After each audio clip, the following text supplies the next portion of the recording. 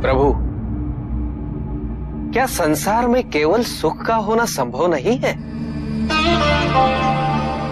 प्रत्येक आत्मा का लक्ष्य केवल सुख की प्राप्ति ही तो है।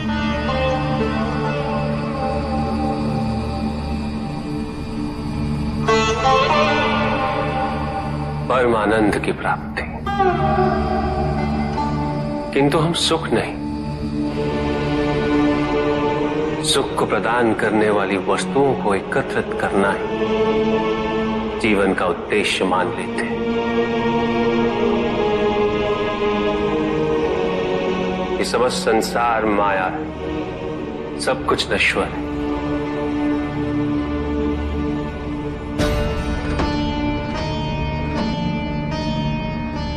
जिन वस्तुओं को हम सुख का स्रोत समझकर एकत्रित कर रहे हैं, वो सदैव नहीं रहेंगे। जो व्यक्ति सत्य को जानते हुए भी लोभ का परित्याग नहीं करते, वो सदैव इन्हें खोने के भय में जीते।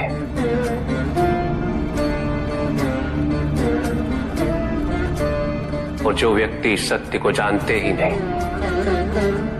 वो अहंकार में जीते।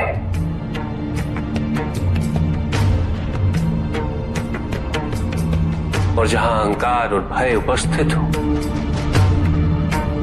वहां सुख कैसे रह सकता?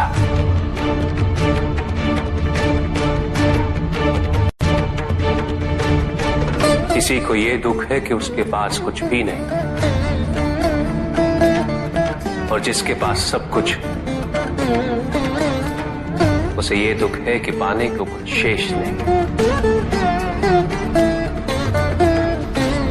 सुख को हम स्वयं अपने दृष्टिकोण से परिभाषित कर देते हैं,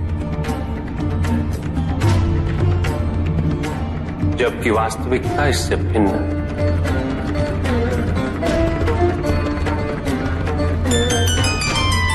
इसलिए आवश्यकता है अनासक्त रहने की।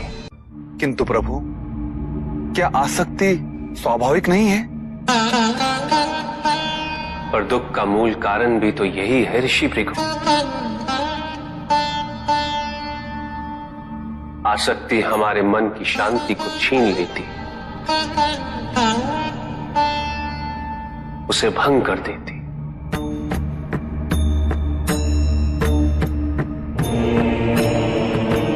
हमारी बुद्धि को स्थिर नहीं रहने देती,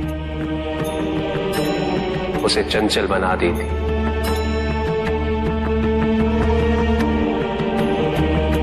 आसक्ति से प्रमाद की उत्पत्ति होती। प्रमाद मद होता है, और मद अहंकार का स्रोत है।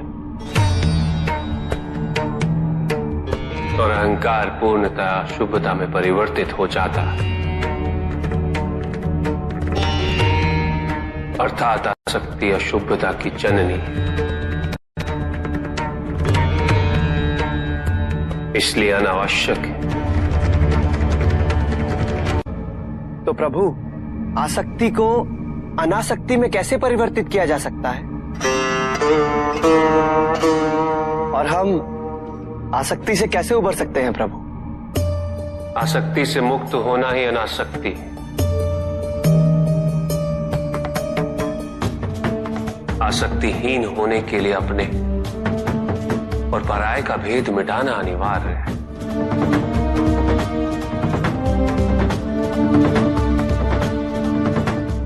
और यह तभी संभव होगा जब हम सुख की खोज बाहर नहीं, अपने भीतर करें। जब हम यथार्थ को पहचानें, उसे स्वीकार करें।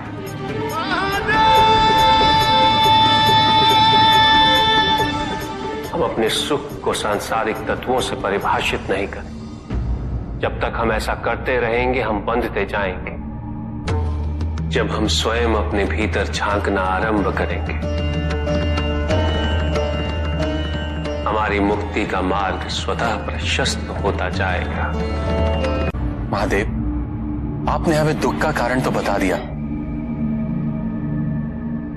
किंतु हम भय के बारे में भी जानना चाहते हैं।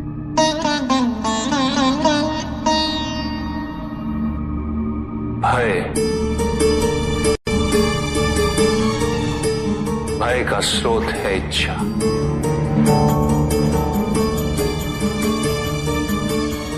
पाने की इच्छा होगी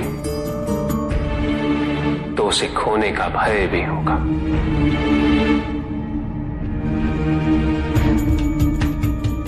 यदि जीवित रहने की इच्छा है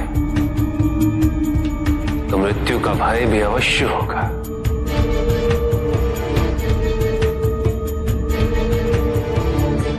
किंतु केवल मनुष्य ही नहीं, देवता, गंधर्व सभी इस भय से ग्रसित हैं।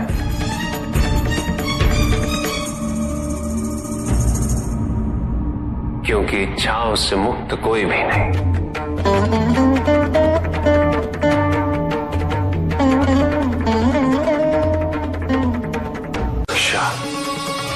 ईर्ष्या, द्वेष और निंदा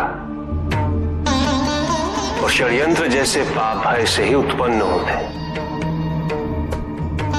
और प्रत्येक पाप का प्रायश्चित केवल दुख और कष्ट उठाने से ही संभव होता है।